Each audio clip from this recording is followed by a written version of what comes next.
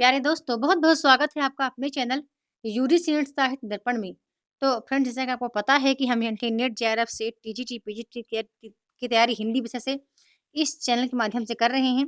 आज की क्लास में हमने लिया है माफ़ कीजिएगा, यहाँ तो 121 हो चुका है। हाँ, 221 से हमने स्टार्ट किए हैं। यहाँ पे 221 होना चाहिए, ठीक है? 221 होना चाहिए था, यहाँ 121 हो गया है। तो 221 से हमने महत्वपूर्ण प्रश्न दिए हैं। आपको पता है कि हम 5 महत्वपूर्ण प्रश्न कर रहे हैं, 500। कुछ इन्हीं प्रश्नों के माध्यम से बताने का मैंने प्रयास किया है कि प्रश्नोत्तरी किस टाइप का आपके यूजीसी नेट के एग्जाम में बन सकता है। तो सबसे पहला प्रश्न हमें हमें दिखता है, 221 नंबर है कि हीन भय जड़ मीन अधीन, कहाँ कछुमो अकुलान समाने, नीर स्नेहो कुलाय कलंक निराश है कायर त्यागत प्राणे। बताना है कि यह पंक्ति कहाँ से ली गई है, घनानंद कवित्त से, बिहारी सतसई से, प्रिय प्रवास से, या फिर आंसू से। ठीक है। अब मैंने अक्सर ही कहा है कि आप जब वीडियो वॉच करते हैं तो आप प्रश्न पर तो आप ध्यान दें ही, साथ ही साथ जो मैंने ऑप्शन लिए हैं उनकी कविताएं फ्रेंड्स आपको पढ़नी है, क्योंकि प्रिय प्रवास से पूछा जा चुका है, आंसू से पूछा जा चुका है, बिहारी सतसई से कई बार रिपीट हुए हैं। हमारे जो इकाई 5 में लगी हुई कविताएं हैं, तो ये कविता ली गई है घनानंद कवित्त से। ठीक है, घनानंद कवित्त से इसलिए ली गई क्योंकि घनानंद की कई बार कविताएं जो रीतिकालीन कविताएं हैं, हिंदी साहित्य का इतिहास में लगी हुई हैं, या जो आचार्य शुक्ल के हिंदी साहित्य के इतिहास में उनके अनुसार जो लगी हुई पंक्तियां हैं, वो कई बार रिपीट होती हैं। इसलिए मैंने इनको लिया है, तो एक बार आप यहाँ इस पर दृष्टि रखना, ठीक है? कि हमारा ए नंबर जो है वो करेक्ट है। चलते हैं, अगला प्रश्न देखते हैं। अगला प्रश्न बनता है कि हिंदी का प्रथम वास्तविक महाकवि, हिंदी का प्रथम वास्तविक महाकवि चंद्रवरदाई को ही कहा जा सकता है। उपयुक्त कथन किस आचार्य का है ना? आचार्य शुक्ल का, मिश्र बंधु का, रामस्वरूप चतुर्वेदी का, या बच्चन सिंह का? बच्चन सिंह, ओ सॉरी सॉरी, यहाँ तो मिस्टेक हुआ है फ्रेंड्स, थोड़ा सा मिस्टेक हुआ है, टाइप मिस्टेक हुआ है। तो यहाँ पर हमारा जो करेक्ट ऑप्शन है, तो हम इसका करेक्ट ऑप्शन हम देख लेते हैं। यदि देखिए, यदि यही प्रश्न कहीं एग्जाम में आया होता तो मुझे लगता है कि हमारे बहुत सारे मित्र हैं जिसका आंसर ए नंबर ही देते, आचार्य शुक्ल का बता देते। पर ये एक कथन किसका है? मिश्र बंधुओं का। ठीक है, ये मिश्र बंधुओं ने कहा है कि हिंदी का प्रथम वास्तविक महाकवि चंद्रवरदाई को ही कहा जा सकता है। चलते हैं, अगला प्रश्न देखते हैं। अगला प्रश्न फ्रेंड्स इस तरह का बनता है, और इस टाइप के पैटर्न के प्रश्न जो है एग्जाम में 10 प्रश्न आएंगे। ठीक है, 10 प्रश्न ऐसे हैं जो काल क्रमानुसार आते हैं। वो या तो आधुनिक काल से हो सकते हैं, या तो फिर रीतकालीन कवियों का काल क्रमानुसार, या फिर रीतकालीन कवियों की रचनाएं हो सकती हैं, या फिर यूं कहें कि आदिकाल, भक्तकाल, रीतिकाल, या आधुनिक काल की एक एक रचनाओं को लेकर के ऐसे प्रश्न बन सकते हैं, और ऐसे प्रश्न प्रीवियस ईयर क्वेश्चन में बने भी हैं, है ना? अलग-अलग कवियों की रचनाएँ ले ली जाती है। कहीं-कहीं, कभी-कभी ऐसा हुआ है कि एक ही कवि की रचनाएँ ले ली गई हैं, और पूछा जाता है कि इनका कालक्रम हमें लगाना है। तो यहाँ पर जो हमारा करेक्ट आंसर है, ए नंबर करेक्ट है। पहले पयुम चरिऊ, फिर खुमाण रासो आता है, बीसल देव रासो आता है, फिर चंदन बाला रास आता है। तो इस तरह के प्रश्नों को आप ज़रूर सॉल्व करें, बड़े ध्यान से वीडियो को देखिए। प्रश्नोत्तरी के माध्यम से ही मैं आपको बताना चाह रही हूँ कि किस तरह आपको पढ़ना है, क्या टॉपिक पढ़ना है, किन्हें पढ़ना है, और ये प्रश्नोत्तरी आपको बता देंगे कि आपको पोएम चोरी पढ़ना है, किसकी रचना है, इसका जो विषय वस्तु है क्या है। बीसल देव रासो, चंद्रमल्ला रास, कुमार रासो, यानी आदिकालीन महत्वपूर्ण रचनाएं ही हैं जो आपको पढ़नी है। आगे चलते हैं, आगे देख लेते हैं। अगला प्रश्न हमारा बनता है कि आचार्य हजारी प्रसाद द्विवेदी के अनुसार 14वीं 15वीं शताब्दी के हिंदुओं, मुसलमानों, सामंतों, शहरों, सेना के सिपाहियों और लड़ाइयों का जीवंत और यथार्थ वर्णन किस कृति में हुआ है? बड़ा ही महत्वपूर्ण प्रश्न है।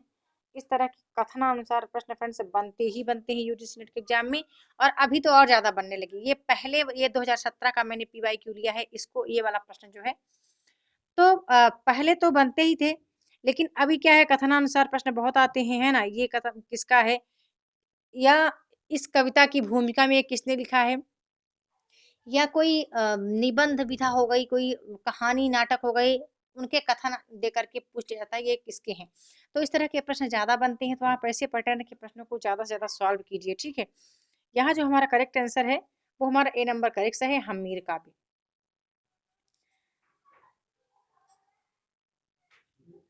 आगे देख लेते हैं।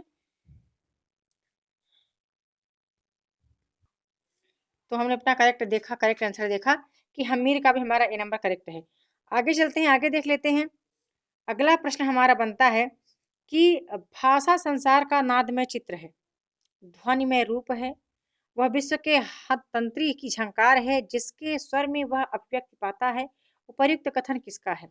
पंत जी का, डॉक्टर नगेंद्र का, आचार्य शुक्ल का या फिर आचार्य महाविशद द्विवेदी का?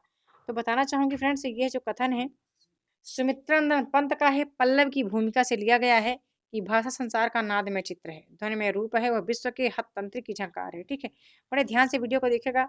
कुछ नए प्रश्न आपको देखने के लिए मिलेंगे, कुछ नए पैटर्न के प्रश्न आपको देखने के मिलेंगे। आपको ये पता चलेगा कि परीक्षा में कैसा प्रश्न बनता है। ठीक है, कोई यहाँ पर इतना सरल प्रश्न मेरे होते नहीं है।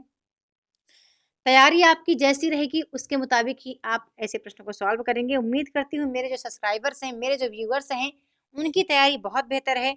और जो मुझे वॉच करने वाले हैं, मैं देखती हूँ, आपके कमेंट देखती हूँ, तो मुझे पता चलता है कि आप कहीं ना कहीं आपकी तैयारी बेहतर हो रखी है ना। अगला प्रश्न बनता है कि निम्नलिखित में से कौन सा पात्र दर्शन शास्त्र का विद्वान और प्रोफेसर भी है? अब देखो, इस पैटर्न का प्रश्न एग्जाम में आया हुआ है, वो चाहे कहानी विधा हो या कहानी विधा की किसी महिला पात्र का पूछ लिया जाए कि इसका स्वभाव कैसा था, इनका ये इनके कार्यकाल क्या थे, या ये क्या काम करती थी, या इस पात्र का मतलब क्या वर्चस्व था कहानी या नाटक विधा के अंतर्गत, है ना।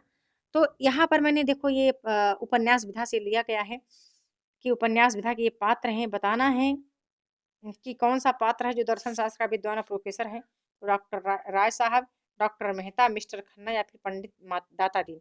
तो करेक्ट आंसर बी नंबर है हमारा, है डॉक्टर मेहता है। डॉक्टर मेहता जो कि दर्शन शास्त्र के विद्वान भी हैं और प्रोफेसर भी हैं, है ना। आगे चलते हैं, अगला प्रश्न देख लेते हैं। अगला प्रश्न भी इंपॉर्टेंट है और इस तरह के प्रश्न भी हमारे एग्जाम में आए हुए हैं। ठीक है, प्रश्न जैसे बनते हैं मैंने वैसे ही लिए हैं फ्रेंड्स। प्रश्न है कि जो नियमों से नहीं चलते किंतु नियमों की मूल प्रेरणा को समझकर अपना नियम स्वयं बनाते हैं, जीवन तो उन्हीं का है। प्रेम ने मनुष्य को मनुष्य बनाया, मैंने उसे समाज का रूप दिया, अहंकार ने उसे राष्ट्र में संगठित कर दिया। उपयुक्त कथन किस उपन्यास से लिया गया है? आपको बताना चाहूंगी, जो भी कहानी, नाटक, निबंध या कविता विधा हमारे पाठ्यक्रम में लगी है, नेट के पाठ्यक्रम में हर कहानी आपको कुछ न कुछ सीख देकर जा रही है। हर निबंध या यूं कहें कि जितने भी उपन्यास लगे हुए हैं, यदि उनका आप थ्योरी पढ़ें या फिर उनकी विषय वस्तु ही देखें, तो या एक एक जो हमारे पात्र हैं, पात्रों का चरित्र चित्रण देखें, तो आप बहुत कुछ वहां से सीख पाएंगे। तो यहाँ बताना है कि ये किसका है। अब यहाँ पर मैंने लिया है कि शेखर एक जीवनी, गोदान, जिंदगी नामा या बाण भट्ट की आत्मकथा। बाण भट्ट की आत्मकथा का पक्का आपको प्रकाशन वर्ष याद रखना है और इनके पात्र याद रखने हैं। गोदान को भी याद रखना है, शेखर एक जीवनी को भी याद रखना है, जिंदगी नामा को याद रखना है। ये यूं कहूँ कि जितने भी उपन्यास लगे हुए हैं, उनके पात्र परिचय, उनका विषय वस्तु और लेखक का थोड़ा सा परिचय आपको याद रखना है। साथ ही साथ आपको इनका प्रकाशन वर्ष पक्का ही याद रखना है, क्योंकि प्रकाशन वर्ष से फ्रेंड्स प्रश्न बनते ही बनते हैं, है ना। तो हमारा जो करेक्ट आंसर है यहाँ पर, हमारा करेक्ट आंसर हमारा ए नंबर सही है, शेखर एक जीवनी। आगे चलते हैं, अगला प्रश्न देख लेते हैं। अगला प्रश्न है हमारा कि तमस उपन्यास में विभाजन की त्रासदी सबसे ज्यादा कौन सा पात्र झेलता है? अब देखिए, एक प्रश्न मैंने यहाँ से लिया है, ये PYQ के पैटर्न पर आधारित है। ठीक है, जितने प्रश्न हैं सभी PYQ के पैटर्न पर ही आधारित हैं। उम्मीद करती हूँ आपको वीडियो पसंद आ रही होगी। पसंद आए तो प्लीज इसको लाइक करें और ज्यादा से ज्यादा अपने मित्रों तक शेयर करें। तो प्रश्न बनता है कि तमस उपन्यास में विभाजन की त्रासदी सबसे ज्यादा कौन सा पात्र झेलता है? तारा है, झेलता या झेलती है, वो दोनों ही होना चाहिए था। तारा है, जयदेवपुरी है, कनक है या फिर सोमराज है? इसका उत्तर सभी मित्र देंगे। ठीक है, 228 का उत्तर सभी मित्र हमारे देंगे, है ना। आप जैसे ही आप तुक्का मार करें, जैसे बनता है वैसे ही दीजिए। ठीक है, क्योंकि मैं लाइव क्लास कर नहीं पा रही हूँ, मैं रिकॉर्डेड वीडियो ही करती हूँ। लाइव क्लास का कोई यदि ऐसा शेड्यूल बना तो मैं जरूर शेयर करूंगी, है ना। इसका आप बताइएगा आंसर। आगे चलते हैं, अगला प्रश्न देखते हैं। एक प्रश्न इस पैटर्न का फ्रेंड से बन सकता है, ऐसे प्रश्न बने हैं, लेकिन मैंने एक नया पैटर्न का मतलब ले लिया है, थोड़ा सा अपना सब्जेक्ट बदल करके हमने विषय वस्तु को बदला है। बाकी प्रश्न इस तरह का बना है कि पौराणिक तथा आधुनिक कथा के माध्यम से आधुनिक जीवन की विसंगतियों का चित्रण करती एक नई कहानी के रूप में निम्नलिखित में से कौन सी कहानी सामने आती है? तो हमारा जो करेक्ट आंसर है, राजा निर्वंशिया। ठीक है, राजा निर्वंशिया हमारा करेक्ट आंसर है। आगे देख लेते हैं, अगला प्रश्न भी देख लेते हैं। अगला प्रश्न बनता है कि भगवान ने स्त्रियों को उत्पन्न करके ही अधिकारों से वंचित नहीं किया है, किंतु तुम लोगों की दस्युवृत्ति ने उन्हें लूटा है।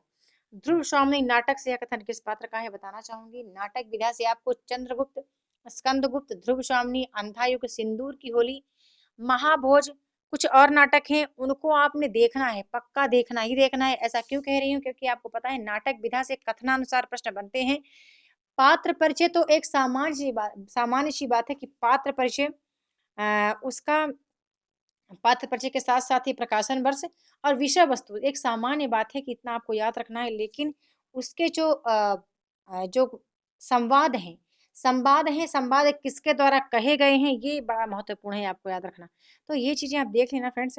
इसका करेक्ट आंसर सभी को बताना है। आज केवल 2 प्रश्न हैं जिसके आंसर आपको ही बताने हैं, है ना। 230 का और एक और प्रश्न हमने दिया है। यदि आप पढ़ाई करते हैं तो इसका आंसर बताने का प्रयास अवश्य करें। बस आज की वीडियो में इतना ही। जल्द मिलती हूँ नेक्स्ट वीडियो में न्यू टॉपिक के साथ। क्लास पसंद आए तो प्लीज इसको लाइक शेयर अवश्य किया करें। वीडियो के साथ बने रहने के लिए बहुत बहुत धन्यवाद।